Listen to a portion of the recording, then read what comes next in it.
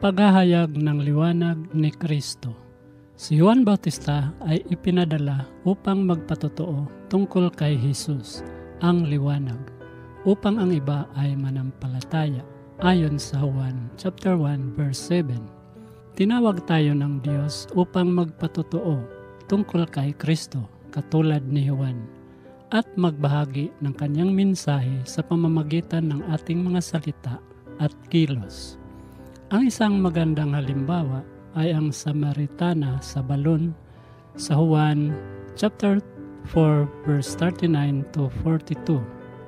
Marami ang naniwala pagkatapos makatagpo ni Jesus. Ang kanyang simpleng patotoo ay marami ang mga nanalig sa tagapagligtas. Aktibo ba tayong nagtuturo kay Jesus sa iba? Mag-isip tungkol sa mga paraan kung saan maaari nating ipakita ang liwanag ni Kristo sa ating pang-araw-araw na buhay. Maging ito ay sa pamamagitan ng ating mga salita at gawa. Panginoon, salamat sa pagtawag mo sa amin na ibahagi ang iyong liwanag sa mundo.